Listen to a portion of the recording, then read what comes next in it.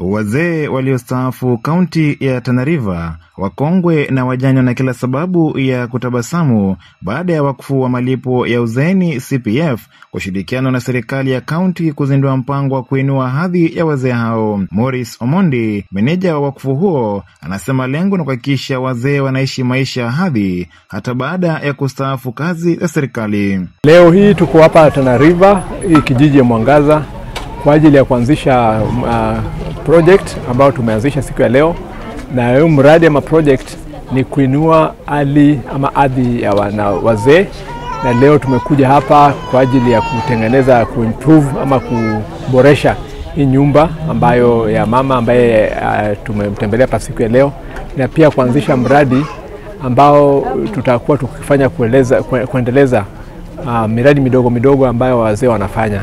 Tunafanya kazi kwa karibu sana na serikali ya Tana River, na sababu sana tunafanya kazi na serikali ya Tana River ni kwa sababu hata uongozi wa Tana River imekuwa ikifanya kazi, imekuwa wakitoza pension kutoka kwa wafanyakazi, wamekuwa kiweka vizuri, walilipa all the debts yenye alikuwa anatakikana kutoa kwa ajili ya wafanyakazi, and that is the reason CPF iliamua kuja hapa hivyo. Katika uzinduzi huo, mmoja wa wafaidi amepata ufadhili wa kukamilishiwa nyumba iliyokwama kwa muda, na Mkuu Komora anasimulia kwamba hali ya kimaisha kulea wanawe imekuwa changamoto kubwa. Mzee ameniacha kitambo, nimepatwa na mtitigo sana, shida kuishi na watoto wangu.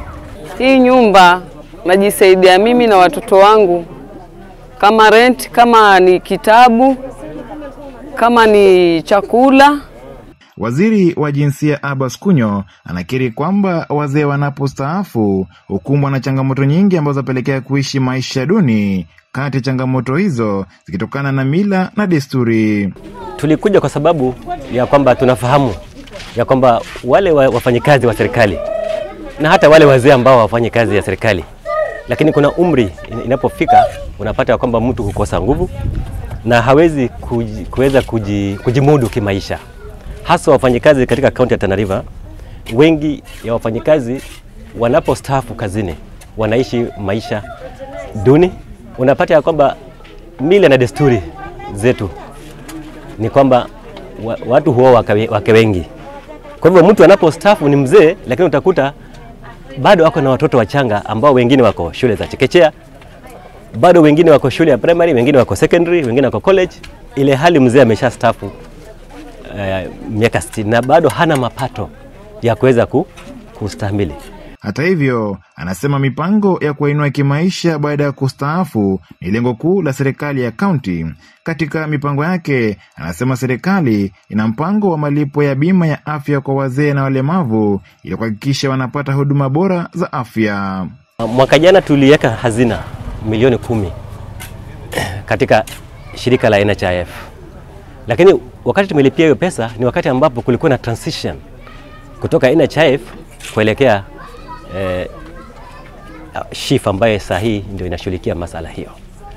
Kwa hivyo sahi tuko na mazungumzo kati ya sisi county government pamoja na shirika la SHIF kuona kwamba hazina hiyo imeweza kusaidia wale wazee, walemavu pamoja na wale widows.